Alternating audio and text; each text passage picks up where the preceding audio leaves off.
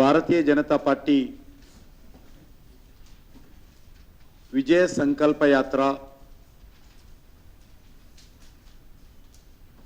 రేపు ప్రారంభించి 2వ తేదీ వరకు కొనసాగించాలని నిర్ణయం చేయడం జరిగింది. తెలంగాణ రాష్ట్రంలో 5 భాగాలుగా విభజించి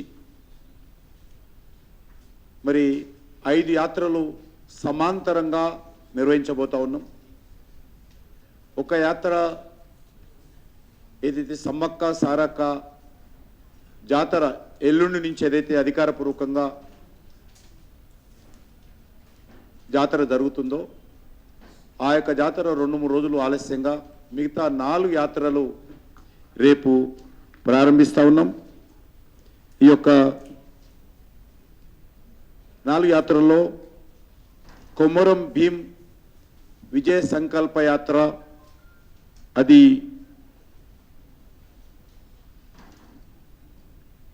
బైన్సాలోని సరస్వతి అమ్మవారి ఆశీస్సులు తీసుకొని బాసరలో అక్కడి నుంచి బైన్సాలో యాత్ర ప్రారంభిస్తాం. ఆ యాత్ర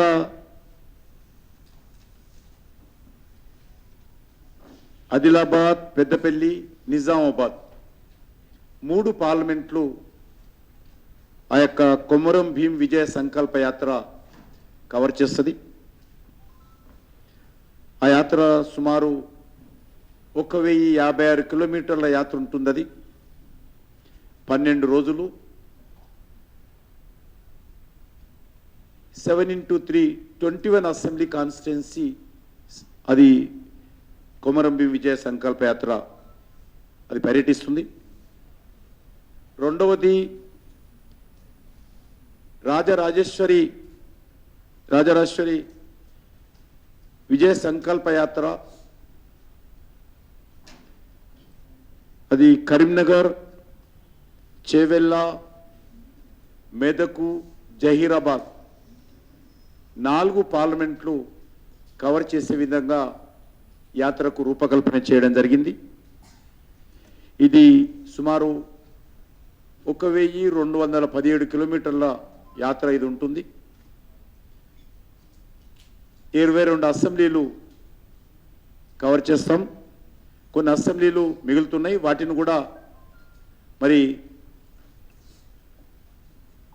యాత్రలో వాటిని కూడా పూర్తి చేయాలని ఆలోచనతో ఉన్నాం.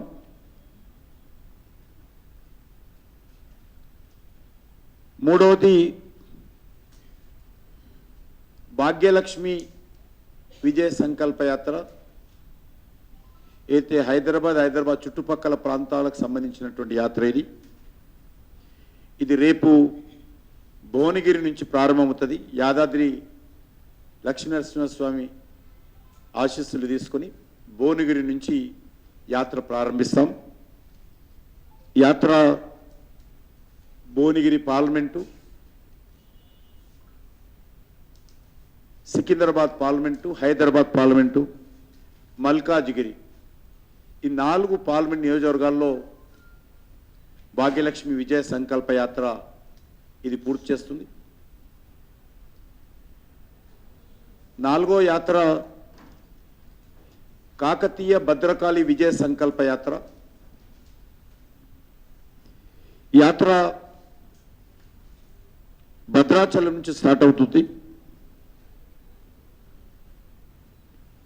ఇది అక్కడ కొంత సమ్మక్క సారక్క కారణంగా 2 రోజులు ఆలస్యంగా నిర్ణయిస్తాం. డేటు త్వరలోనే చెప్తాం. అది కూడా సుమారు 1015 కిలోమీటర్లు, 7 రోజులు, 21 అసెంబ్లీలు, వరంగల్, మహబూబాబాద్, ఖమ్మం 3 పార్లమెంట్ నియోజకవర్గాల్లో అన్ని అసెంబ్లీ నియోజకవర్గాల్లో పర్యటిస్తాం. అసెంబ్లీ కాకుండా అసెంబ్లీలో ఉన్నటువంటి మండలాలు కూడా యాత్ర వెళ్ళే విధంగా కూడా రూపకల్పన చేస్తున్నాం. చివరగా 5వ యాత్ర కృష్ణానది, కృష్ణమ్మ తల్లి ఏదైతే మనం కోరుకుంటామో కృష్ణమ్మ విజయ సంకల్ప యాత్ర పేరు మీద రేపు మక్తల్ అసెంబ్లీ కృష్ణా విలేజ్ నుంచి కృష్ణా నదిలో పూజ చేసిన తర్వాత ఆ యొక్క యాత్ర రేపు కృష్ణా విలేజ్ నుంచి ప్రారంభమై మక్తల్లో మొదటి సమావేశం జరుగుతుంది. ఈ యాత్ర మహబూబ్ నగర్, నాగర్ కర్నూల్, నల్లగొండ 3 పార్లమెంట్లు యాత్ర కవర్ చేస్తుంది. ఇది కూడా 1440 కిలోమీటర్లు, 21 అసెంబ్లీలు యాత్ర ఈ యొక్క కృష్ణమ్మ విజయ సంకల్ప యాత్ర కూడా పూర్తి చేస్తుంది. రేపు కొంతమంది అతిథులు కూడా రేపు 4 యాత్రలు రేపు ప్రారంభమవుతున్నాయి. ఒక యాత్ర ఇంతకుముందు చెప్పినట్టు భద్రాచలంకి బయలుదేరేది 2 రోజులు ఆలస్యంగా వెళ్తుంది. కానీ ఈ యాత్రలకు సంబంధించి అతిథులు ఫైనల్ అయ్యారు. కొమరం భీం యాత్ర ఏదైతే బాసర టెంపుల్ నిర్మల్ నుంచి ప్రారంభమవుతుందో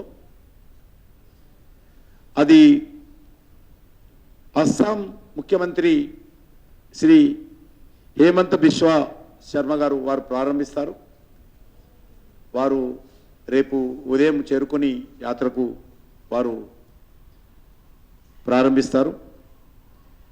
అదేవిధంగా రాజరాజేశ్వర విజయ సంకల్ప యాత్రకు రేపు వికారాబాద్ జిల్లా తాండూరు ఏదైతే చెవెళ్ళ పార్లమెంట్ నియోజకవర్గం నడుస్తుందో అక్కడి నుంచి ప్రారంభమవుతుంది. దీనికి BL Varma minister donor and cooperation వారు రేపు వికారాబాద్ జిల్లా అయినటువంటి తాండూరు నుంచి అది ప్రారంభిస్తారు. మూడవది భాగ్యలక్ష్మి విజయ సంకల్ప యాత్ర యాదాద్రి టెంపుల్ నుంచి ప్రారంభమవుతుంది. అది భువనగిరిలో మొదటి మీటింగ్ జరుగుతుంది. దానికి గోవా ముఖ్యమంత్రి డాక్టర్ ప్రమోద్ సావంత్ రేపు యాత్రను వారు ప్రారంభిస్తారు. నాలుగవది కృష్ణా నది కృష్ణా విలేజ్ ఏదైతే ఉన్నదో మక్తల్ దగ్గర నారాయణపేట జిల్లాకు వస్తుంది. మహబూబ్ నగర్ పార్లమెంట్ అవుతుంది. మహబూబ్ నగర్ పార్లమెంటు, నారాయణపేట జిల్లా, Makthal assembly, Krishna village, Krishna river, అక్కడ కృష్ణమ్మ తల్లి విగ్రహం ఉంది అక్కడనే ఆ విలేజ్లో. తెలంగాణ పోర్యాత్రలో భారతీయ జనతా పార్టీ తరఫుననే అక్కడ కృష్ణమ్మ తల్లి విగ్రహాన్ని ప్రతిష్ఠించడం జరిగింది. మేము అప్పుడు అదే విగ్రహానికి పూజ చేసి రేపు ఆ కృష్ణా విలేజ్ నుంచి యాత్ర ప్రారంభమవుతుంది.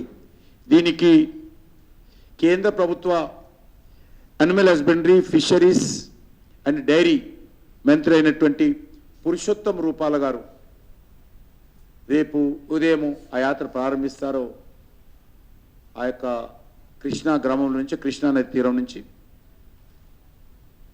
యాత్రలు కూడా సభలే కాకుండా అనేక రకాల ఈవెంట్స్ రైతులకు సంబంధించి, వ్యూవర్స్ కమ్యూనిటీ, చేతివృత్తులకు సంబంధించి, నిరుద్యోగులకు సంబంధించి,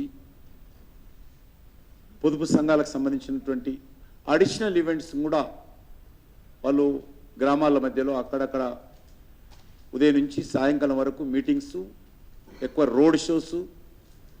యాత్ర పూర్తిగా రోడ్ షోల మీదనే ఎక్కువగా ఉంటుంది. పెద్ద బహిరంగ సభలు కూడా ఎక్కడ పెట్టకూడదని నిర్ణయం తీసుకున్నాం. ఎక్కడైనా వీలైతే లోకల్ వాళ్ళు ప్లాన్ చేసుకుంటే అటు చేస్తాం తప్ప మెజార్టీ రోడ్ షోస్ మీదనే ఈ కార్యక్రమం నిర్వహించాలని చెప్పి నిర్ణయించడం జరిగింది. టోటల్గా ఈ యొక్క అన్ని కార్యక్రమాలు కూడా మరి పెద్ద ఎత్తున ముందుకు తీసుకెళ్లేటువంటి ప్రయత్నం చేస్తాం. టోటల్గా అన్ని యాత్రలు కలిపితే 5,500 కిలోమీటర్ల ఈ 5 యాత్రలు కలిపి 5,500 కిలోమీటర్స్ పొడుగున ఈ 5 యాత్రలు ఉంటాయి. 17 పార్లమెంటు నియోజకవర్గాలు పర్యటిస్తాం. టోటల్గా 800 ఈవెంట్స్ ఇంకా పెరుగుతాయి కదా తప్పవు. 800 ఈవెంట్స్ ఉంటాయి టోటల్గా అన్ని కలిపి. 119 అసెంబ్లీలు తిరగాలనేటువంటి ప్రయత్నం ఇప్పటికైతే 114 కవర్ అవుతా ఉన్నాయి. 106 సమావేశాలు ఉంటాయి, పబ్లిక్ ఈవెంట్స్. 102 రోడ్ షోస్ ఉంటాయి. 180 రిసెప్షన్స్ ఉంటాయి. దీంతో ముందు చెప్పినట్టు ఈవెంట్స్ 79 ఈవెంట్స్ ఉంటాయి. ఆ రకంగా దారిలో అనేక ఇతర ప్రజలు ఎవరైనా కలిసినా వాళ్ళ వివరాలు కనుక్కోవడము, నరేంద్ర మోడీ గారి పట్ల వారి అభిప్రాయం ఎట్లా ఉంది, నరేంద్ర మోడీ గారిని ఎందుకు మళ్ళీ మూడోసారి ప్రధానమంత్రిగా కోరుకుంటున్నారు, ఈ విషయాలన్నిటిని కూడా ప్రజలను అడిగేటువంటి ప్రయత్నం చేయడం జరుగుతూ ఉంది. ఎవ్రీడే యాత్ర 2 లేక 3 అసెంబ్లీలు కవర్ చేసే విధంగా యాత్రలకు రూపకల్పన చేయడం జరిగింది. ఈ యొక్క కార్యక్రమము మార్చి 2వ తేదీన లోపల పూర్తి చేస్తాం. ఆ రకంగానే మా యొక్క కార్యాచరణ ప్రణాళిక రూపొందించుకోవడం జరిగింది. ముఖ్యంగా యాత్రలో నరేంద్ర మోడీ గారి ప్రభుత్వం అధికారంలోకి వచ్చిన తర్వాత దేశంలో జరిగినటువంటి అభివృద్ధి కార్యక్రమాలు కానీ, అనేక రకాల విధానపరమైనటువంటి తీసుకున్న నిర్ణయాలు కానీ, అమలు జరుగుతున్నటువంటి అనేక సంక్షేమ పథకాలు కానీ, నరేంద్ర మోడీ గారి నాయకత్వంలో దేశ గౌరవం ఇనుమడింపై చేసినటువంటి ప్రయత్నాలు కానీ, ఇవన్నీ కూడా వివరించేటువంటి ప్రయత్నం చేస్తాం. ఆ దిశలోనే, ఎందుకంటే ఇది పూర్తి స్థాయిలో జాతీయ స్థాయి ఎన్నికలు, కేంద్ర ప్రభుత్వానికి సంబంధించినటువంటి ఎన్నికలు, ఈ దేశానికి ఎవరు ప్రధానమంత్రిగా ఉండాలో నిర్ణయించేటువంటి ఎన్నికలు. ఏ పార్టీ అయితే దేశానికి మేలు జరుగుతుందో, ఏ నాయకుడైతే ప్రధానిగా అయితే దేశ ప్రజలు మేలు జరుగుతుందో దానికి సంబంధించినటువంటి ఎన్నికలు కాబట్టి మా ప్రచారం అంతా కూడా దానిపైన ప్రధానమైనటువంటి దృష్టిని కేంద్రీకరిస్తాం. అదే స్థాయిలో రాష్ట్రంలో ఈ యొక్క 2 పార్టీల వైఫల్యాలు, టీఆర్ఎస్ ఏ రకంగా 10 సంవత్సరాలు మోసం చేసింది, ఏ రకంగా దోపిడీ చేసింది, ఏ రకంగా కుటుంబ పాలన తెలంగాణ ప్రజల మీద రుద్దింది, ఏ రకంగా నియంతృత్వపు అహంకారపూరితమైనటువంటి పరిపాలన తెలంగాణలో అందించింది, మరొకసారి జ్ఞాపకం చేస్తాం. అదేవిధంగా కాంగ్రెస్ పార్టీ గత 75 సంవత్సరాలుగా ఈ దేశంలో అవినీతి కుంభకోణాలకు ఏ రకంగా పాల్పడింది, ప్రజాధనాన్ని కాంగ్రెస్ పార్టీ ఏ రకంగా దోపిడీ చేసింది, ఈ విషయాల పట్ల కూడా చాలా స్పష్టంగా ప్రజల ముందు పెట్టబోతాం. ఈ 2 పార్టీలు కూడా కుటుంబ పార్టీలే, ఈ 2 పార్టీలు కూడా అవినీతి పార్టీలే, ఈ 2 పార్టీలు కూడా ప్రజలను మోసం చేసినటువంటి పార్టీలే.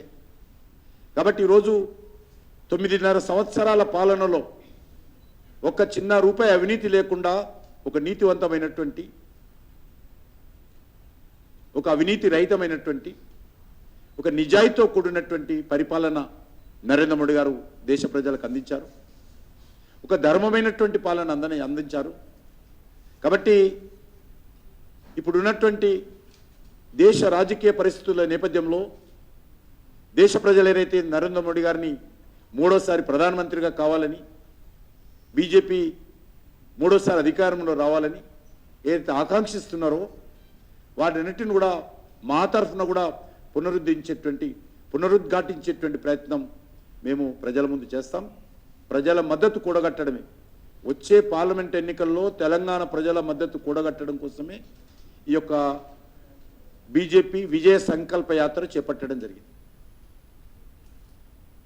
కాబట్టి ఆ దిశలోనే మా కార్యాచరణ ప్రణాళిక రూపొందించుకొని ముందుకు వెళ్తా ఉన్నాం. ఎందుకంటే నోటిఫికేషను ప్రచార ప్రసార సాధనాల్లో వస్తున్నటువంటి వార్తలను బట్టి మార్చి 1వ వారంలో ఎప్పుడైనా నోటిఫికేషన్ వస్తుందనేటువంటి వార్తలు వస్తున్నటువంటి నేపథ్యంలో నోటిఫికేషన్ అంటే షెడ్యూల్ రాకముందే మా యొక్క యాత్రలు పూర్తి చేయాలనే ఆలోచనతోటే ఈ కార్యక్రమాన్ని ఏర్పాటు చేస్తున్నాం. గత 9.5 సంవత్సరాలుగా నరేంద్ర మోడీ గారి ప్రభుత్వం సాధించినటువంటి విజయాలను ప్రధానంగా ప్రజల దృష్టికి తీసుకెళ్తాం. ఎవరైతే లబ్ధి పొందుతున్నారో రైతులు కానీ, ఈరోజు మీకు అందరికీ తెలుసు ఎరువుల మీద ప్రతి రైతు ప్రతి ఎకరం కూడా మరి సంవత్సరానికి సుమారు 20,000 వరకు లబ్ధి పొందుతున్నాడు. అదే కాకుండా ప్రధానమంత్రి కిసాన్ సన్మాన్ నిధి కానీ, లేకపోతే ఇతర కేంద్ర ప్రభుత్వ పథకాలు కానీ, వీటన్నిటిని కూడా మరొకసారి ఆ యొక్క ప్రజల మధ్యలో వివరించేటువంటి ప్రయత్నం చేస్తాం. అన్నిటికంటే ముఖ్యంగా శాంతి భద్రత ఏ రకంగా ఉన్నాయి, ఉగ్రవాదం ఏ రకంగా అరికట్టబడింది, పాకిస్తాన్ వేసే కార్యక్రమాలు ఏ రకంగా ఈరోజు అదుపులో ఉన్నాయి, వీటన్నిటిని కూడా వివరించేటువంటి ప్రయత్నం చేస్తాం. మీకు అందరికీ తెలుసు ఈరోజు 543 పార్లమెంట్ స్థానాల్లో జరుగుతున్నటువంటి ఎన్నికల్లో భారతీయ జనతా పార్టీ లక్ష్యంగా పెట్టుకున్నది 370 సీట్లు సాధించాలి అనేటువంటి లక్ష్యంగా పెట్టుకొని భారతీయ జనతా పార్టీ ఈరోజు మా యొక్క ప్రచార కార్యక్రమాన్ని దేశమంతా మేము ప్రారంభిస్తూ ఉన్నాం. ఎన్డీఏ భాగస్వాములకు కలిపి 400 సీట్లు మరి విజయం సాధించాలి అనేటువంటి ఆలోచనతో కూడా ఈరోజు ముందు పెట్టుకొని వెళ్తా ఉన్నాం. మాకు పూర్తి విశ్వాసం ఉంది. ఈరోజు ఎవరు ప్రధానమంత్రి అవుతారో ఎన్నికలు కావు, వాస్తవంగా ఏ పార్టీ అధికారంలోకి వస్తుందో ఎన్నికలు కావు. భారతీయ జనతా పార్టీకి ఎన్ని మెజార్టీ సీట్లు పెరుగుతాయి అనేటువంటి దాని మీదనే ఈ యొక్క ఎన్నికలు జరగనున్నాయి. కాబట్టి దేశంలో ఉన్నటువంటి పరిస్థితి చూస్తూ ఉన్నాం. ఏదైతే కూటమిలు కట్టారో, కూటమిలు టెంట్లు వేసుకున్నారో, టెంట్లు కూలిపోతూ ఉన్నాయండి కూడా, కూటమి బద్దలవుతూ ఉన్నది. కాబట్టి ఈరోజు నరేంద్ర మోడీ గారి నాయకత్వంలో దేశ ప్రజలందరూ కూడా ఏకమై ఈరోజు నరేంద్ర మోడీ గారి నాయకత్వాన్ని కోరుకుంటున్నటువంటి నేపథ్యంలో మరి ఏ విపక్ష కూటమిల పైన ప్రజలకు విశ్వాసం లేదు. కాబట్టి ఒకరొకరు ఆ కూటమి నుంచి బయటకు వస్తున్నటువంటి విషయము మరి మనకు కనిపిస్తూ ఉన్నటువంటి విషయాన్ని మనం చేస్తూ ఉన్నాను.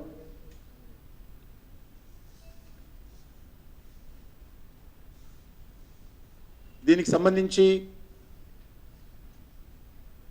మా పార్టీ రాష్ట్ర నాయకులు అన్ని యాత్రల్లో ఉంటాం. నేను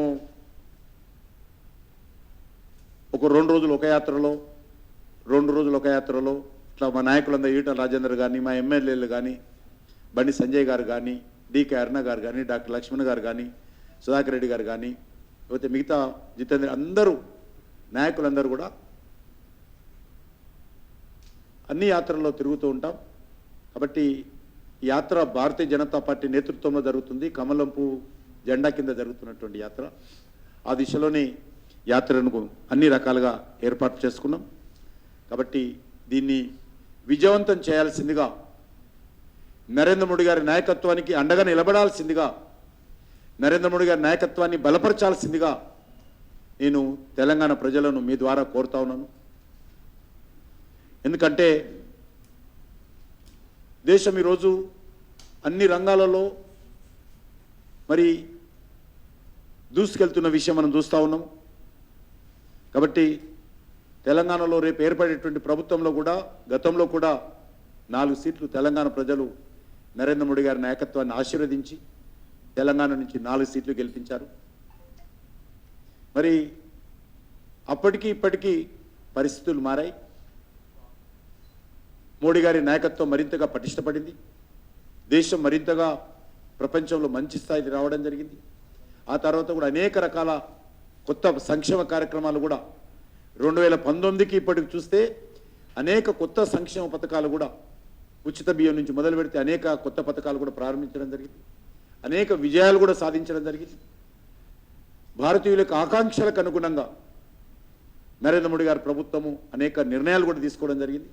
అది ఆర్టికల్ 370 కావచ్చు, త్రిబుల్ తలాక్ కావచ్చు, లేక అయోధ్యలో రామమందిర నిర్మాణం కావచ్చు, లేకపోతే 5 కేజీల బియ్యం కావచ్చు, లేకపోతే అనేక రకాలుగా మరి కేంద్ర ప్రభుత్వం తీసుకున్నటువంటి నిర్ణయాలు ఈరోజు దేశ ఆర్థిక వ్యవస్థ ప్రపంచంలో 5వ స్థానంలో ఉంది.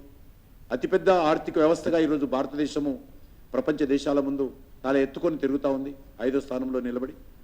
కాబట్టి ఈ యొక్క 2019కి ఇప్పుడు చూసినట్లయితే మరి ప్రజల్లో మరింత మద్దతు ఈరోజు భారతీయ జనతా పార్టీకి ఉన్నది. కాబట్టి ఈ ఎన్నికల్లో తెలంగాణ నుంచి కూడా అన్ని సీట్లలో గెలవాలనేటువంటి లక్ష్యంతో పోటీ చేస్తా ఉన్నాం. ఆ దిశలోనే రాష్ట్ర పార్టీ అనేక సార్లు చర్చించుకుంటున్నాం. జాతీయ స్థాయిలో కూడా మరి వాళ్ళు అడిగినప్పుడు కూడా ఇదే విషయం చెప్పడం జరిగింది. జాతీయ పార్టీ కూడా పూర్తి విశ్వాసం తెలంగాణలో మెజార్టీ సీట్లు భారతీయ జనతా పార్టీ సాధిస్తుందనేటువంటి విశ్వాసం జాతీయ పార్టీ ఇప్పటికీ అనేక సార్లు వ్యక్తం చేయడం జరిగింది. అందుకే రేపు 5 యాత్రలు కూడా జాతీయ స్థాయి నాయకులు వస్తూ ఉన్నారు. ఇంకా మధ్యలో అనేక మంది ఇతర నేతలు కూడా పాల్గొంటారు. వాళ్ళకు ఎందుకంటే దేశవ్యాప్తంగా 543 పార్లమెంట్ స్థానాలకు ఎన్నికలు జరుగుతున్నాయి కాబట్టి ఎవరెవరు అందుబాటులో ఉంటే వాళ్ళందరినీ కూడా ఈ యొక్క యాత్రలో మధ్యలో వాళ్ళు కూడా భాగస్వాములై యాత్రలో పాల్గొంటారు. ఈ దిశలోనే కార్యాచరణ ప్రణాళిక రూపొందించుకొని ముందుకెళ్తున్నాం. మీకు అందరికీ తెలిసి ఈరోజే ఉదయం చార్మినార్ భాగ్యలక్ష్మి అమ్మవారి దగ్గర మా రథాలకు పూజ చేసి అమ్మవారి ఆశీస్సులు తీసుకొని రథాలన్నింటినీ కూడా ఈరోజు సాయంకాలము ఆయా క్షేత్రాలకు వెళ్ళేటువంటి ప్రయత్నం జరుగుతుంది.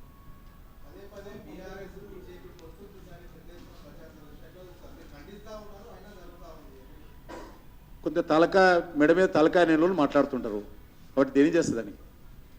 ఎవడైనా మెడ మీద తలకాయ ఉన్నాడు మా పార్టీ రాజకీయ పరిస్థితి చూసిన తర్వాత టీఆర్ఎస్ తోటి కలుస్తామని ఎవడని అనుకుంటే ఎవడైనా ప్రచారం చేస్తే మూర్ఖులు వాళ్ళు మూర్ఖత్వంతో చేస్తూ ఉన్నారు.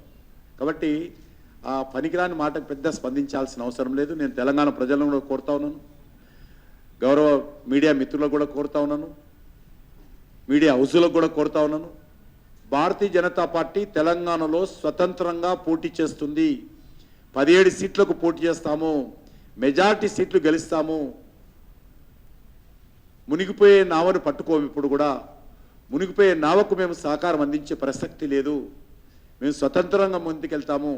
మేము ఏ రోజు కూడా, ఈరోజు కాదు ఏ రోజు కూడా టీఆర్ఎస్తో కలవలే.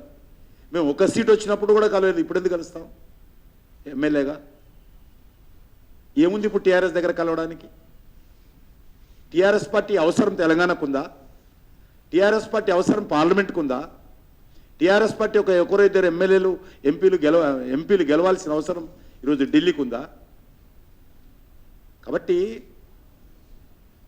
కుట్రపూరితంగా గత శాసనసభ ఎన్నికల్లో కూడా ఇదే రకమైనటువంటి ప్రచారం చేశారు.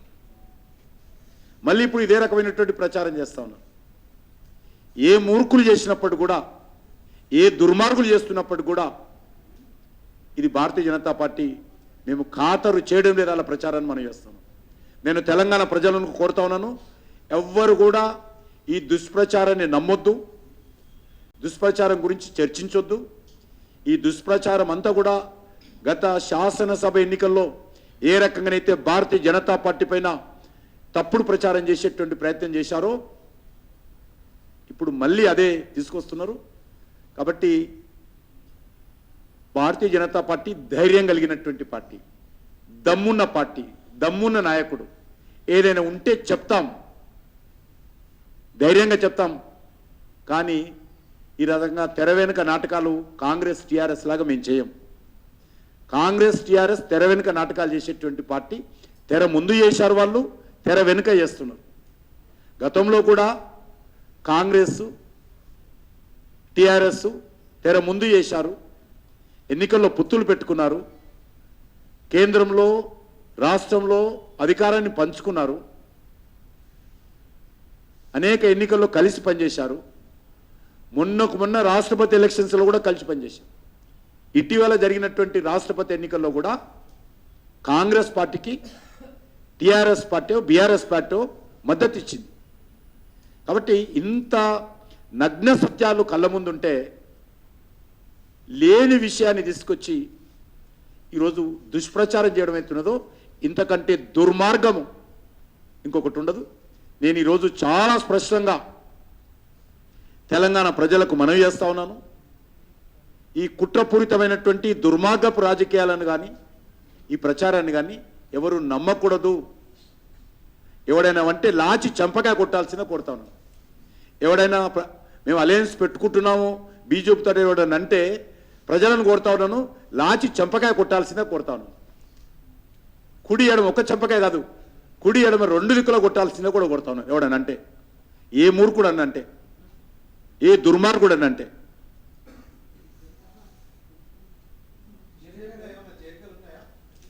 ఎందుకున్నావు? తప్పకుండా ఉంటాయి. నిరంతరమైనటువంటి ప్రక్రియ. మేము ఇప్పుడే నిర్ణయించడం జరిగింది. మా పార్టీ మొన్న కూడా మా పార్టీ ఆల్ ఇండియా ప్రెసిడెంట్ జగత్ ప్రకాష్ నడ్డా గారు చెప్పారు, ప్రతి పోలింగ్ బూత్లో కనీసం 25 మంది కొత్త వాళ్ళను కూడా చేర్చుకునేటువంటి ప్రయత్నం చేయాలని చెప్పారు. కాబట్టి గ్రామ స్థాయిలో, పోలింగ్ బూత్ స్థాయిలో, మండల స్థాయిలో, జిల్లా స్థాయిలో, రాష్ట్ర స్థాయిలో కూడా చాలామంది చేరికలు ఉంటాయి. మా యొక్క యాత్రలో కూడా మేమైతే ఇప్పుడు యాత్రలో వెళ్తా ఉన్నామో, ఈ యాత్రలో కూడా అనేకమైనటువంటి నాయకులు, వివిధ వర్గాల వాళ్ళు, కుల సంఘాల వాళ్ళు, యువత, అంబేద్కర్ యోజన సంఘాలు, వివిధ మరి ఎన్నికైనటువంటి ప్రజాప్రతినిధులు చాలామంది భారతీయ జనతా పార్టీలో యాత్రలో చేరుతారు. చేరాలని కూడా ఆహ్వానం పలుకుతా ఉన్నాను. గ్రామ స్థాయిలో కూడా మార్పు రావాలి. ఒక నిర్మాణాత్మకమైనటువంటి రాజకీయ వ్యవస్థ తెలంగాణలో నిర్మాణం కావాలి. ఈ రకమైనటువంటి దుర్మార్గపు రాజకీయాల నుంచి ఒకడు ఇంకాయన దొక్కుతాడు, ఇంకో ఆయన దొక్కుతుండడు. తొక్కుకుంటున్నటువంటి రాజకీయాల నుంచి ఒక నిర్మాణాత్మకమైన రాజకీయ వ్యవస్థ తెలంగాణలో రావాలి. కాబట్టి దయచేసి నేను తెలంగాణలో యువతను కోరుతా ఉన్నాను, రైతులను, మహిళలను కోరుతా ఉన్నాను. భారతీయ జనతా పార్టీ యాత్ర సందర్భంగా స్వచ్ఛందంగా ముందుకు రండి. భారతీయ జనతా పార్టీని చేరి నరేంద్ర మోడీ గారి నాయకత్వాన్ని ఆశీర్వదించాల్సిందిగా, బలపరచాల్సిందిగా, మద్దతు ఇవ్వాల్సిందిగా కూడా కోరుకుంటున్నాను. తెలంగాణకు మాత్రమే అధ్యక్షుని.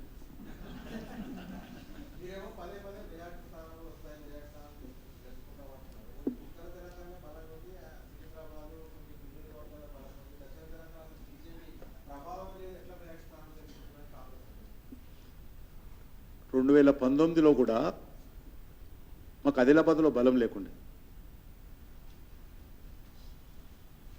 అనేక స్థానాల్లో డిపాజిట్ రాలేదు. మాకు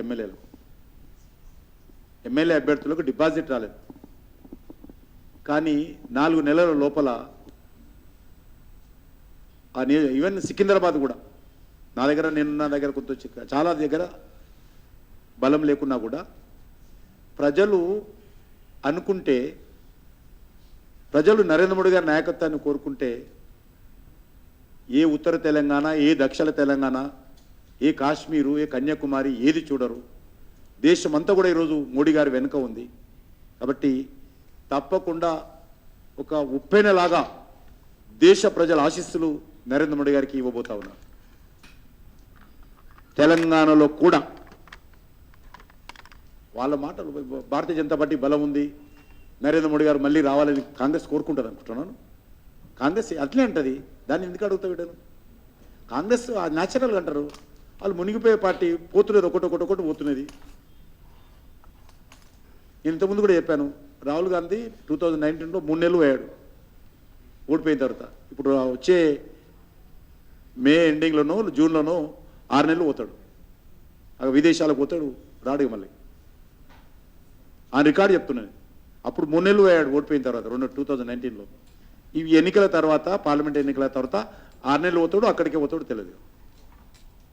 కాబట్టి కాంగ్రెస్ మాట మనకెందుకు? నరేంద్ర మోడీ గారు బాగా చేస్తున్నారు, ఫుల్ మెజార్టీ వస్తుందని ఎందుకు అనుకుంటారు? అనుకోరాను.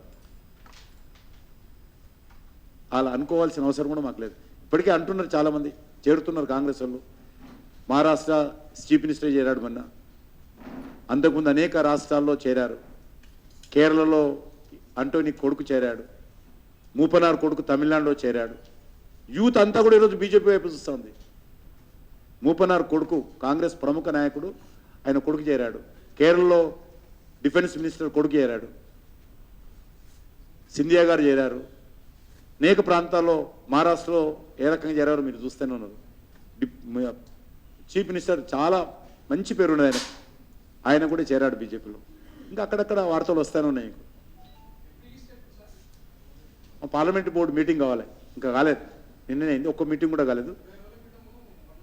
అందుకే ఫస్ట్ నిన్న మా కాన్ఫరెన్స్ అయింది, ఎప్పుడైనా రావచ్చు. ఫస్ట్ పార్లమెంట్ బోర్డు మీటింగ్ ఎప్పుడైతే అప్పుడు కొంత తెలంగాణ కూడా అందులో భాగస్వామ్యం ఉంటుంది. కొంత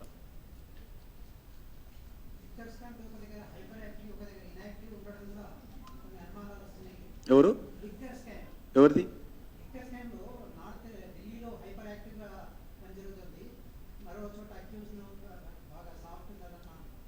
ఎక్కడ స్కామ్ అయింది, ఎక్కడ అంటున్నా? అవును, ఏమైంది అంటున్నా?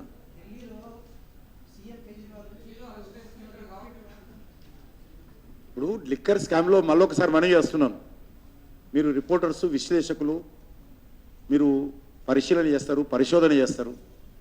125 మందో 126 మందినో పిలిచారు, అందులో అందరూ అరెస్ట్ కాలే. ఫర్ యువర్ ఇన్ఫర్మేషన్, దర్యాప్తు చేసిన వాళ్ళందరినీ అరెస్ట్ చేయరు.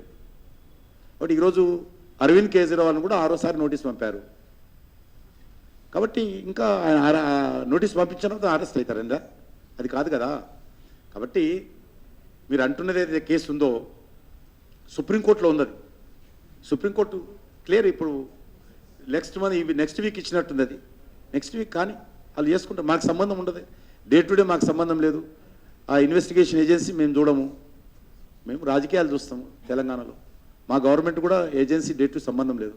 కాబట్టి అది నాకు తెలిసినంత వరకు అనేక దర్యాప్తులు జడతారు. ఒక కేసు ఉంటే కొన్ని వందల మందిని దర్యాప్తు చేస్తారు ఏజెన్సీలు. చేసిన వాళ్ళందరినీ అరెస్ట్ చేస్తారు అనుకుంటే ఎట్లా అనుకుంటారు? ఇప్పుడు ఎందుకు చెప్పాను కదా, నేను ఇప్పుడే చెప్పాను, ఫస్ట్ పార్లమెంట్ బోర్డు మీటింగ్లో తెలంగాణ పేర్లు ఉండే విధంగా ప్రయత్నం చేస్తాం.